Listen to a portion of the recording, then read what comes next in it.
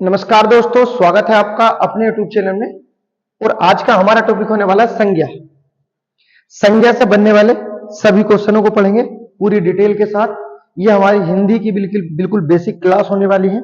इसमें कई तरह से क्वेश्चन पूछे जाते हैं कि संज्ञा के भेद कितने होते हैं, उत्पत्ति के आधार पर कितने भेद होते हैं, अर्थ के आधार पर कितने भेद होते हैं, या मुख्य रूप से संज्ञा के कितने भेद होते हैं। सबको पढ़ेंगे पूरी डिटेल के साथ। एक एक चीज, एक एक पॉइंट ऐसा है।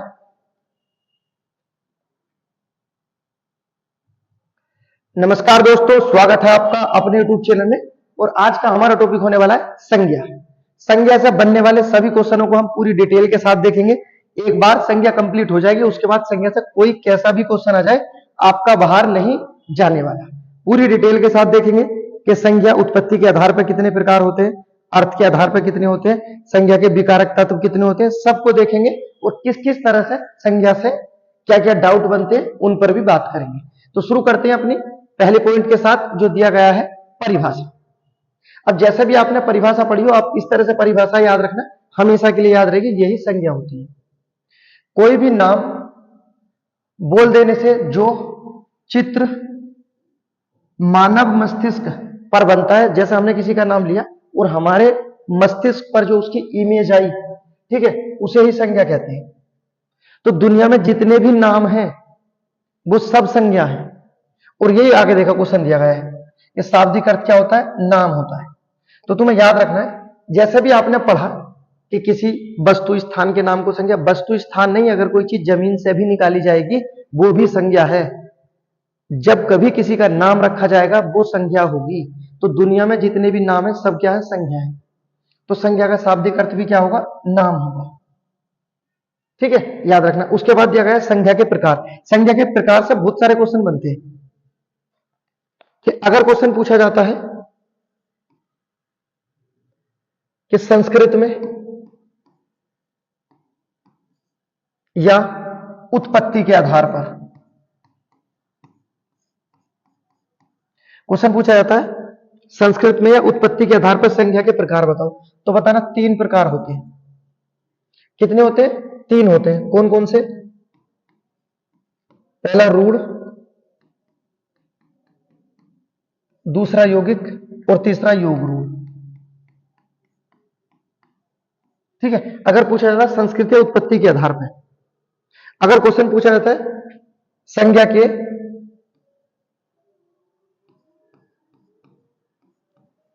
मुख्य भेद बताओ, तो बताना संज्ञा के मुख्य 3 भेद होते हैं। 3 भेद कौन कौन से होते हैं मुख्य रूप से? पहला बताना व्यक्तिवाचक, दूसरा होता है जातिवाचक और तीसरा होता है भाववाचक। क्योंकि समूहवाचक और आपका द्रव्यवाचक जातिवाचक के अंतर्गत आ जाता है। अगर पूछा जाए मुख्य रूप से भेद, तो बताना 3। पहला होगा व्यक्तिवाचक संज्ञा, जातिवाचक संज्ञा और भाववाचक संज्ञा। उसके बाद देखते हैं नेक्स्ट जो दिया गया है, क्वेश्चन पूछा जाता है अर्थ के आधार पर संज्ञा के भेद। अर्थ के आधार पर संज्ञा के भेद पूछे जाए तो बताना 5 होते हैं। अर्थ के आधार पर कितने होते हैं? 5 होते हैं। कौन कौन से? पहला व्यक्तिवाचक,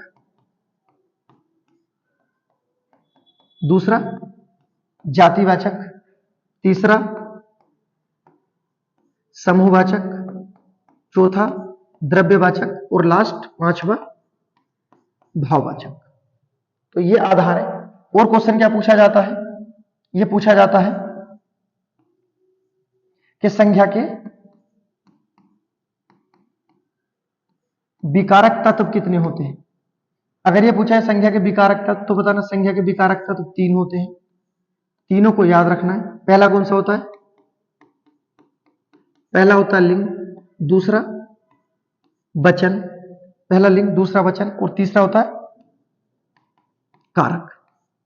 तो इस तरह से क्वेश्चन पूछे जाते हैं। ये बिल्कुल बेसिक जानकारी है। इसी वजह से बताया कि अब जो संज्ञा से क्वेश्चन बनते हैं और हमें सबको ये लगता है कि हम संज्ञा को कर देंगे, लेकिन ऐसा नहीं है। अब क्वेश्चन बदलने के तरीके से आते हैं, सब बहुत अलग अलग क्वेश्चन पूछे जाते हैं।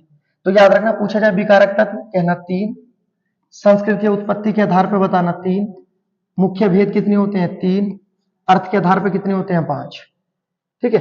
और अगर कभी ऐसा हो न लिखा हो विकारक तत्व, न लिखा हो संज्ञा संस्कृत के आधार पर या उत्पत्ति के, न मुख्य रूप न अर्थ के आधार पर, सिर्फ इतना हो संज्ञा के प्रकार बताओ, तो बताना संज्ञा के फिर 5 प्रकार होते हैं।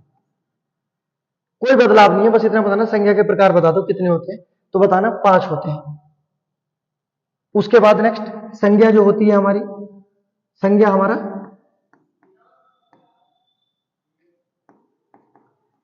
विकारी होती है, अर्थात लिंग वचन कारक के आधार पर हम संज्ञा में परिवर्तन कर सकते हैं। अब देखते हैं नेक्स्ट आगे जो दिया गया है, तो ये जानकारी आपको याद रखना है। अब देखते हैं जो हमारे 5 भेद दिए गए हैं संज्ञा के। संज्ञा के कितने भेद होते हैं? 5 भेद होते हैं। पहला होता है व्यक्तिवाचक। पहला कौन सा होता है हमारा? व्यक्तिवाचक। दूसरा जातिवाचक, तीसरा भाववाचक, समूहवाचक, और उसके बाद द्रव्य धातु या पदार्थवाचक। ठीक है, तो ये क्या होते हैं? हमारे संज्ञा के भेद होते हैं। संज्ञा कैसा शब्द है तो बताना विकारी शब्द है। दुनिया में जितने भी नाम हैं सब क्या है? संज्ञा होंगे। उसके बाद अगर पूछा जाए अदृश्य संज्ञा कौन सी होती है, तो भाववाचक संज्ञा को अदृश्य संज्ञा भी कहा जाता है। ठीक है, अब देखते हैं जो बिल्कुल बेसिक चीजें हैं जहां से हमारे क्वेश्चन बनते हैं। क्वेश्चन दिया गया है व्यक्तिवाचक संज्ञा। व्यक्तिवाचक संज्ञा से जितने भी क्वेश्चन बनते हैं सबको देखेंगे एक एक पॉइंट के साथ। अब समझो बहुत आसानी के साथ, बहुत आसान है। पहला पॉइंट क्या दिया गया है? देखो, व्यक्तिवाचक संज्ञा हमेशा एक वचन होती है। तो संज्ञाओं में कौन सी संज्ञा एक वचन होती है? तो कहना व्यक्तिवाचक संज्ञा एक वचन होती है। उसके आगे इसकी परिभाषा दे दी गई है, जिस शब्द से किसी व्यक्ति, स्थान, वस्तु का बोध हो उसे व्यक्तिवाचक संज्ञा कहते हैं। जैसे अब ये जो पॉइंट दिए गए हैं बहुत महत्वपूर्ण है। देखो, जैसे क्या दिया गया है? व्यक्तियों के नाम। जितने भी व्यक्तियों के नाम होंगे, जैसे रोहन, मोहन, सीता, लक्ष्मी, जो भी नाम होंगे टोटल व्यक्तियों के नाम। अब देखो समझना क्या दिया गया? व्यक्तियों के नाम। तो कौन सी संज्ञा हो जाएगी? व्यक्तियों के नाम में व्यक्तिवाचक संज्ञा, अगर व्यक्तियों के नाम है। अब बात कर लेते हैं सिर्फ व्यक्ति में कौन सी संज्ञा होगी। सिर्फ व्यक्ति में बताना है, व्यक्तियों के नाम में नहीं बताना, व्यक्ति में बताना। अगर व्यक्ति में बात करते हैं तो इसमें हो जाएगी जातिवाचक संज्ञा। अब समझो आप कि व्यक्तियों के, अगर व्यक्ति है तो जातिवाचक, अगर व्यक्तियों के अगर नाम आ गए हैं तो क्या हो जाएगी? व्यक्तिवाचक हो जाएगी। ठीक है, ऐसे देखो आगे दिया गया है, यहां दिया गया है दिशाओं के नाम। जैसे दिशाओं के नाम दिए गए हैं पूरब, पश्चिम, उत्तर हो जाता, दक्षिण हो जाता। कोई सी भी दिशाओं का नाम क्या होगा? तो दिशाओं का अगर नाम दे रखा है जैसे पूरब, पश्चिम, तो व्यक्तिवाचक है। और सिर्फ अगर पूछ लेगा दिशाओं में कौन सी होगी, तो दिशाओं में जातिवाचक हो जाएंगे। अब आप समझो कि जातिवाचक से बन रहे हैं व्यक्तिवाचक। आगे देखो नेक्स्ट, देशों के नाम। जैसे भारत, देशों का नाम रखा हमने भारत, भारत के बाद देश का नाम पाकिस्तान, अमेरिका, रूस, ब्राजील, कनाडा, ऑस्ट्रेलिया, कोई भी हो, अगर देश का नाम है तो व्यक्तिवाचक है। और अब बात कर लेंगे सर देश में कौन सी संज्ञा होगी, तो देश में हो जाएगी जातिवाचक। अब मैं जो बताना चाहता हूं आप समझ गए कि किस तरह से जातिवाचक से व्यक्तिवाचक संज्ञा बन रही है। आप एक बार देखो, अब देखो आगे दिया गया है शहरों के नाम। जो भी शहरों के जैसे ही नाम लेंगे हम, काशीपुर, रामनगर, मेरठ, दिल्ली, गाजियाबाद, चेन्नई, कुछ भी शहरों के नाम जो भी आएंगे हमारे, सब क्या हो जाएंगे? व्यक्तिवाचक संज्ञा। और शहर में जातिवाचक संज्ञा हो जाएगी। इसी तरह से नेक्स्ट देखते हैं आगे जो दिया गया है गांव के नाम। आगे दिया गया है गांव के नाम। जितने भी गांव के नाम हैं, Karanpur, Bharatpur, A to Z, जो भी गांव का नाम होगा क्या होगा? व्यक्तिवाचक, और गांव में हो जाएगा जातिवाचक। उसके बाद देखते हैं नेक्स्ट आगे चौराहों के नाम। जैसे चौराहों के नाम होते हैं राजीव चौक, अंबेडकर चौक, चीमा चौराहा, तो ये क्या हो जाएंगे? अगर नाम रख देंगे हम तो क्या बन जाएंगे? हमारे व्यक्तिवाचक, वरना बने रहेंगे जातिवाचक। नदियों के नाम, गंगा, यमुना, सरस्वती, ब्रह्मपुत्र, कृष्णा, अगर नदियों के नाम आए हैं, नाम, तो व्यक्तिवाचक है, और नदी में हो जाएगी जातिवाचक। अब देखो यहां पे दिए गए पुस्तकों के नाम। जितनी भी पुस्तकें हैं इनके नाम आएंगे। जैसे रामायण एक पुस्तक है, पुराण, संविधान, उसके बाद लूसेंट हो जाएगी। अगर पूछा जाए लूसेंट में कौन सा होगा, तो लूसेंट में भी यही हो जाएगी। व्यक्तिवाचक संज्ञा, जबकि पुस्तक खुद जातिवाचक संज्ञा है। पुस्तक का जैसा ही नाम आएगा तो वो व्यक्ति आ जाएगा। उसके बाद देखो जैसे युद्धों के नाम, अब देखो एक नाम आया ना प्लासी का युद्ध, तो प्लासी का तो एक ही है, प्लासी का युद्ध। आगे बक्सर का युद्ध, नेक्स्ट दिया गया है पानीपत का युद्ध। तो युद्ध के नाम लिख रहे हैं हम, जब नाम लिख रहे हैं तो वो व्यक्तिवाचक में जा रहे हैं। आगे त्योहारों के नाम, होली, दीपावली, गांधी जयंती, स्वतंत्रता दिवस, गणतंत्र दिवस, ठीक है, जितने भी हमारे त्योहारों के नाम हो जाएंगे सब क्या जाएंगे, त्योहारों के नाम। आते ही नाम बन जाएंगे व्यक्तिवाचक, ठीक है। उसके बाद देखते हैं नेक्स्ट, आगे दिए गए हैं। नेक्स्ट दिया गया है महीनों के नाम। अब महीनों के कोई भी नाम हो सकता है, जनवरी, फरवरी, मार्च, अप्रैल, मई, जून, जुलाई, कुछ भी, कोई भी महीने का नाम आ जाएगा, आप कहना व्यक्तिवाचक संज्ञा हो जाएगी। उसके बाद देखते हैं नेक्स्ट, सड़कों के नाम, grand truck road, Nehru road, Subhash road.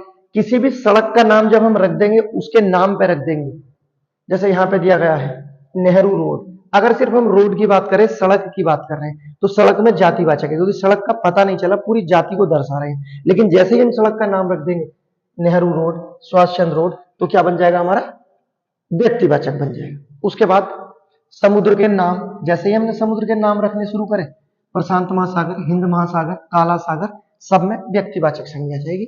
उसके बाद समाचार पत्रों में दैनिक जागरण, अमर उजाला, हिंदुस्तान टाइम्स, सहर टाइम्स, सब में क्या जाएगा आपका, व्यक्तिवाचक संज्ञा। जबकि समाचार सिर्फ बात करते हैं हम, समाचार में क्या होगा, तो इसमें हमारा जातिवाचक हो जाएगा। लेकिन जैसे ही नाम रख देंगे व्यक्तिवाचक में कन्वर्ट हो जाएगा। इसी तरह से पर्वतों के नाम, एंडीज पर्वत, रोकी पर्वत, हिमालय पर्वत, एटलस पर्वत, ठीक है, जो भी पर्वत का नाम होगा, नाम आया है व्यक्तिवाचक में चला जाएगा। पहाड़ों के नाम, मैकाल, ठीक है, पर्वत, केटू। अगर नाम रख देंगे, पहाड़ हो या पर्वत या कोई पहाड़ी हो, अगर हमने नाम रख दिया है तो व्यक्तिवाचक में चला जाएगा, और नाम नहीं है, वो पूरी जाति को दर्शा रहा है, तो वो जातिवाचक हो जाएगा।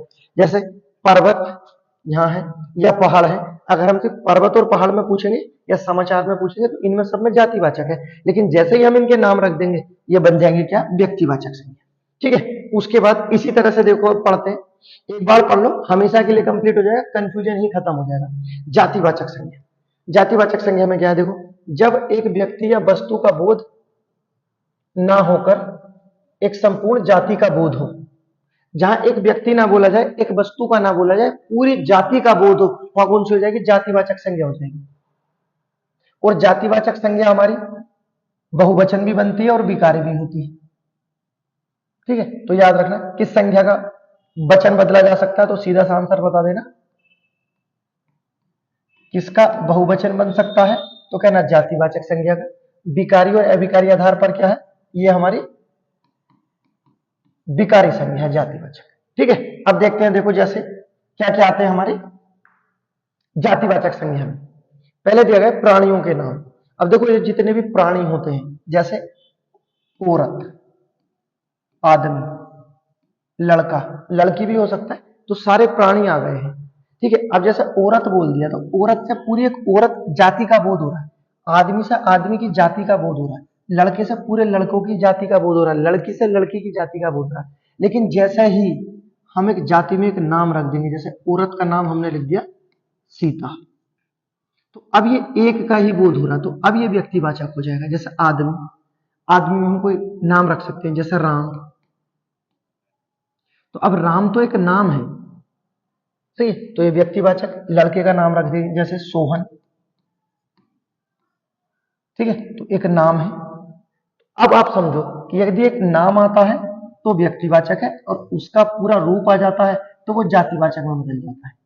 आगे भी देख लो, जैसे पशुओं के नाम, जैसे ही हम पशुओं के नाम रखेंगे, गाय, भैंस, कुत्ता, बिल्ली, शेर, जैसे भी हम नाम रखेंगे तो ये क्या, गाय, भैंस, कुत्ता, बिल्ली, शेर क्या हो जाएंगे, हमारे जातिवाचक। लेकिन जैसे ही हम गाय का नाम रख देंगे, कुछ भी, सुरभि, धेनु, अगर हमने इनका नाम बोल दिया गाय का, तो सोचना है फिर व्यक्तिवाचक हो जाएगा, ठीक है। भैंस, अगर हमने इसका नाम रख दिया कुछ, तो व्यक्तिवाचक।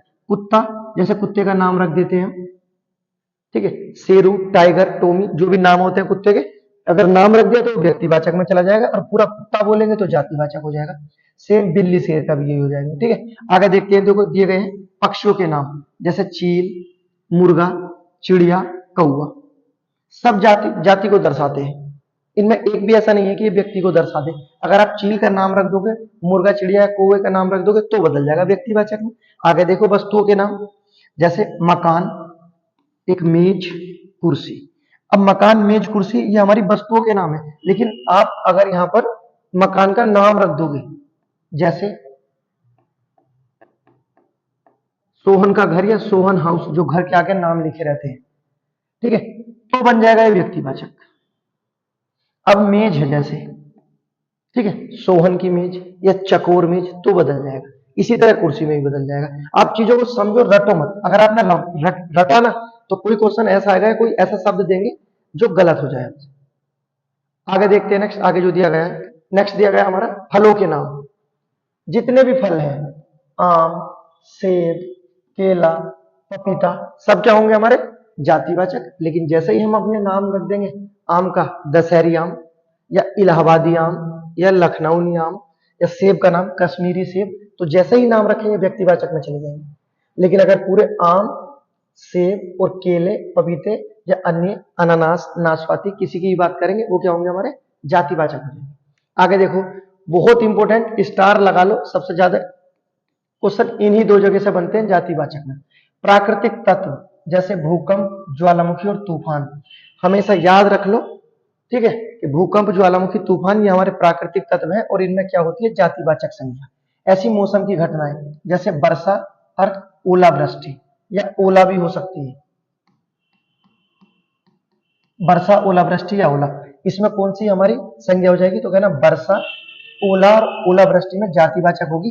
भले ही ये देखने से हमें ये लग रहा है कि ये द्रव्यवाचक का बोध करा रहे हैं, जैसे वर्षा पानी का बोध हो रहा है, ओला, ठीक है, लेकिन ये फिर भी प्राकृतिक तत्व और मौसम की घटनाएं कहाँ होंगी हमारी जातिवाचक होंगी, याद रखना। उसके बाद देखो नेक्स्ट, रिश्तेदारों के नाम, जैसे मामा, चाचा, नानी, बुआ, फूफा, मौसा, मौसी, ठीक है, सब आ जाएंगे। जितने भी रिश्तेदार हैं सब क्या आ जाएंगे जातिवाचक है। लेकिन आप अगर नाम रख दोगे, जैसे सोहन मामा, गौरव मामा, सोहन, तो फिर व्यक्तिवाचक में चले जाएंगे। इसी तरह से आते हैं व्यापारियों के नाम, जैसे व्यापारी होते हैं, धोबी वर्ग होता पूरा, धोबी एक पूरी जाति को दर्शाते हैं, मोची, ठीक है, तेल ही, सब इसी तरह से आ जाते हैं, ठीक है, याद रखना। उसके बाद देखो नेक्स्ट, आगे दिया गया पदों के नाम।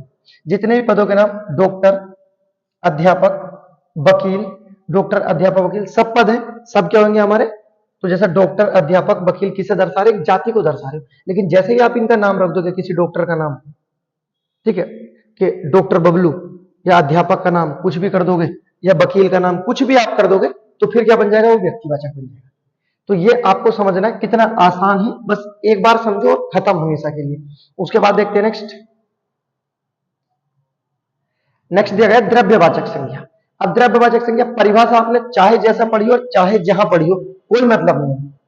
जैसा बताया गया आप इस तरह से याद रखो, एक भी क्वेश्चन गलत नहीं होगा। देखो जैसे दिया गया, पृथ्वी से निकलने, पृथ्वी पर उगने, सॉरी, द्रव या धातु का बोध कराने वाले शब्द क्या होते हैं, द्रव्यवाचक होते हैं। बस जो चीज जमीन के नीचे से निकल के आएगी, पृथ्वी से निकलने, पृथ्वी के ऊपर उगने, द्रव या धातु का बोध कराने वाले शब्द द्रव्यवाचक होते हैं। जैसे लोहा निकाला जाता है, सोना, चांदी, तांबा, गन्ना, गेहूं, तेल, ठीक है, उसके बाद पानी, दूध, दही, घी, मक्खन, सब एक दूसरे से बनाए जा रहे हैं, जमीन से निकल कर आ रहे हैं। उसके बाद आटा, खून, पारा, ऑक्सीजन, रेत, पत्थर, बर्फ, सब क्या है द्रववाचक है, सब द्रव पदार्थ होंगे। ठीक है, कितना आसान है कि जो भी चीज जमीन से निकलकर आएगी या किसी चीज से मिलकर बनेगी, क्या हो जाएगा, द्रववाचक बन जाएगी, काम खत्म। ऐसे ऐसे पूछे जाते हैं, जैसे ये पूछा जाता है ऑक्सीजन, कई बार पूछा गया एग्जाम में, ठीक है, बर्फी, रेत, ये शब्द ऐसे पत्थर पूछे जाते हैं कि इसमें क्या है। अब जैसे रेत या पत्थर ऐसा लगेगा जातिवाचक, जाति नहीं है, द्रववाचक है। उसके बाद देखो नेक्स्ट आगे दिया गया है, नेक्स्ट दिया गया है समूहवाचक संज्ञा। समूहवाचक संज्ञा देखते हैं, जो शब्द एक व्यक्ति का बोध न कराकर, पूरे समूह का बोध कराए उसे समूहवाचक संज्ञा कहते हैं। समूह, जो समूह में रहते हैं, ग्रुप बनाते हैं, उसे समूहवाचक संज्ञा कहते हैं। बहुत आसान है। कुछ शब्द ऐसे हैं जो आपको याद करने हैं, ठीक है। कुछ तो बहुत आसान है, जैसे टीम पूरे समूह के साथ ही चलती है, परिवार समिति समूह से बनती है, कक्षा समूह, आयोग, पुलिस, सेना, कर्मचारी, झुंड, जुलूस,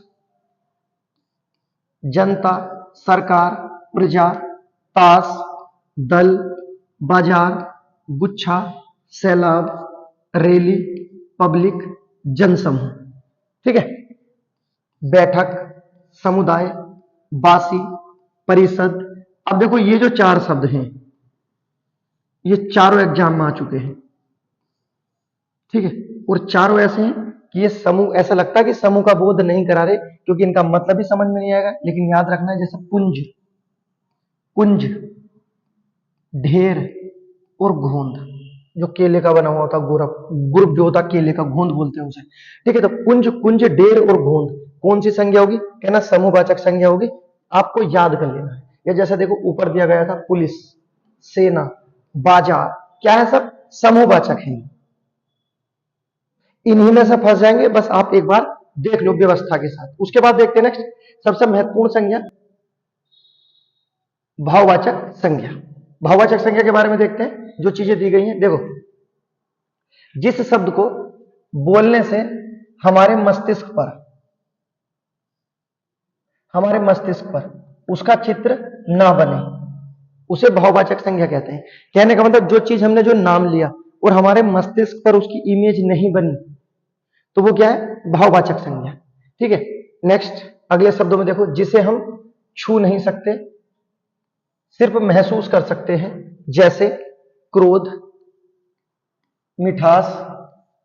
आप ईमानदार व्यक्ति देख पाते हो, उसकी ईमानदारी दिखाई नहीं देती। ईमानदारी, बेईमानी, चतुराई, सुंदरता, प्रेम, घृणा, गरीबी, अमीरी, प्रार्थना, प्रसन्नता, बुराई, वीरता, दया, निकट्य, मित्रता, धार्मिक, करुणा। ये सब ऐसे शब्द हैं जो हमारे भाववाचक संज्ञा होती है, अर्थात इसे अदृश्य संज्ञा भी कहते हैं। भाववाचक संज्ञा को क्या कहते हैं? अदृश्य संज्ञा भी कहते हैं, जो संज्ञा दिखाई ना दे। कि कौन सी संज्ञा दिखाई नहीं देती? कहना भाववाचक संज्ञा दिखाई नहीं देती, इसी कारण से अदृश्य संज्ञा कहते हैं। इसके कुछ रूल दिए गए हैं जो हमारे एग्जाम में आते हैं और सबसे ज्यादा क्वेश्चन बनाते हैं। देखते हैं नोट में क्या क्या रूल दिए गए हैं। देखो पहला पॉइंट देखो जो दिया गया है, जब भाववाचक संज्ञा का बहुवचन बन जाता है तो वह जातिवाचक संज्ञा बन जाती है। जब भाववाचक संज्ञा का बहुवचन बनाया जाता है तो वो जातिवाचक संज्ञा बन जाती है। जैसे शब्द लिखा है कि मेहरबानियां और कुर्बानियां, इनमें कौन सी संज्ञा होगी? तो मेहरबानियां और कुर्बानियां में दोनों में जातिवाचक संज्ञा है, क्योंकि ये हमने भाववाचक संज्ञा का बहुवचन बना दिया। जबकि जो मेहरबानियां है इसकी भाववाचक संज्ञा क्या होगी? मेहरबानी होगी। अगर सिर्फ मेहरबानी होता तो भाववाचक संज्ञा। जैसे ही हमने इसका बहुवचन बनाया एकदम जातिवाचक संज्ञा बन जाता है। आगे दिया गया है कुर्बानियां, जैसे ही शब्द लिखा कुर्बानी, ये हमारा क्या है? कुर्बानी भाववाचक संज्ञा है। लेकिन जैसे ही इसका बहुवचन बनाया कुर्बानियां, बन गई क्या? जातिवाचक संज्ञा, ठीक है। तो इससे क्या पता चलता है कि भाववाचक संज्ञा का बहुवचन नहीं बनाया जा सकता है। और ऐसे ही क्वेश्चन पूछा जाता है कि किन संज्ञाओं का बहुवचन नहीं बनाया जा सकता है, तो आप कहना सर एक तो व्यक्तिवाचक संज्ञा का बहुवचन नहीं बनेगा, दूसरा भाववाचक संज्ञा का बहुवचन नहीं बनेगा, क्योंकि जैसे ही आप बहुवाचक संज्ञा का बहुवचन बनाओगे ये परिवर्तन होकर जातिवाचक बन जाएगी।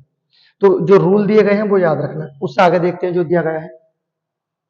इसमें क्या दिया? भाववाचक संज्ञा का निर्माण बहुत महत्वपूर्ण है। जो भाववाचक संज्ञा का निर्माण कैसे किया जाता है, ठीक है, कितने प्रकार से किया जा सकता है, ये भी पूछा जाता है। पूछा जाए कितने प्रकार से होता है तो कहना 5 प्रकार से होता है। कौन कौन से?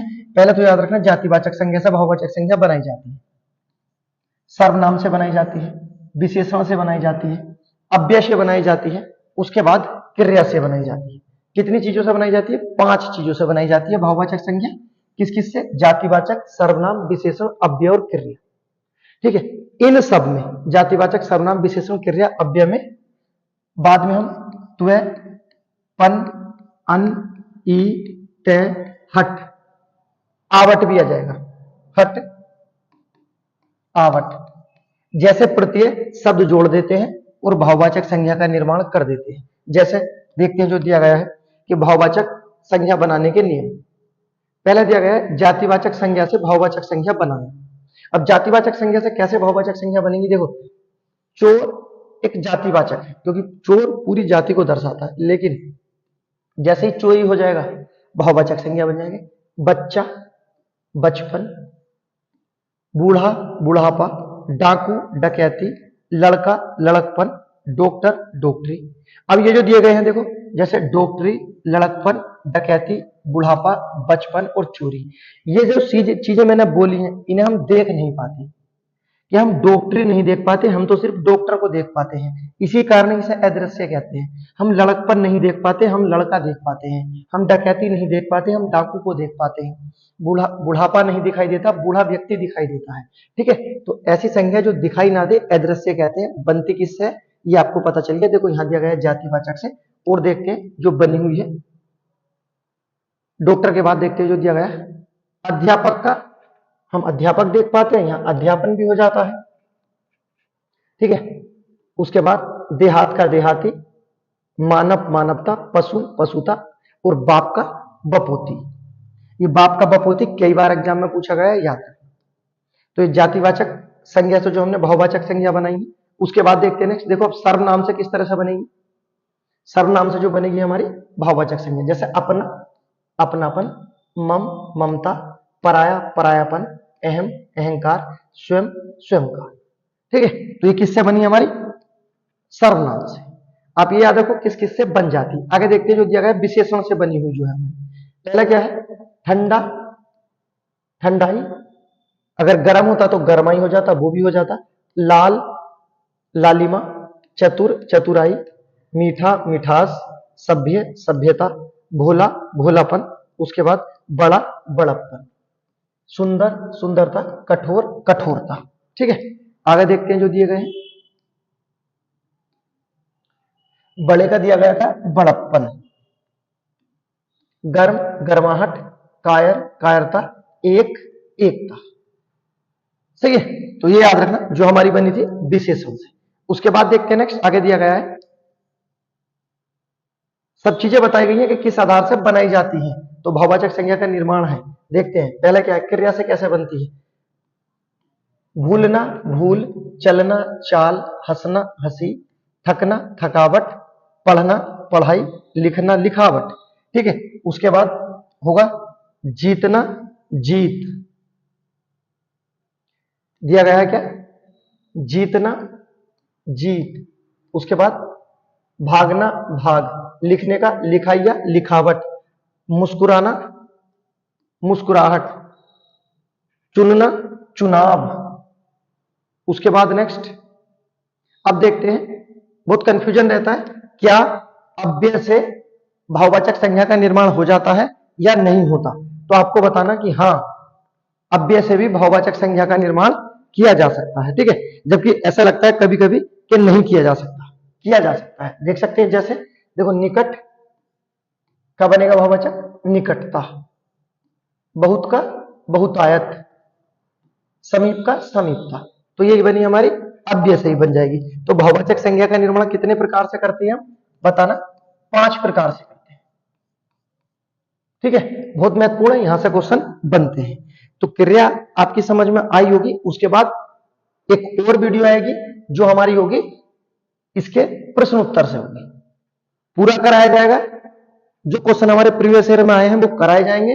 ठीक है, आप उसे करना, ये करना। इसके बाद आप बताना कि एक भी क्वेश्चन कहीं से गलत नहीं होगा। उसके बाद नेक्स्ट जो आपको बताना है, एक गिव अवे है कि आपको बताना है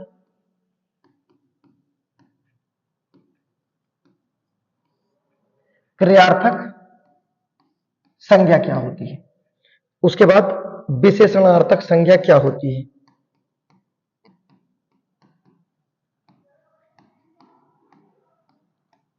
क्रियार्थक संज्ञा, विशेषणार्थक संज्ञा क्या होती है, उसके बाद अव्ययार्थक संज्ञा क्या होती है।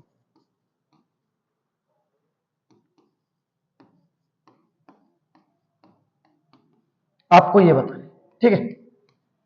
3 पॉइंट आपके लिए गिव अवे है।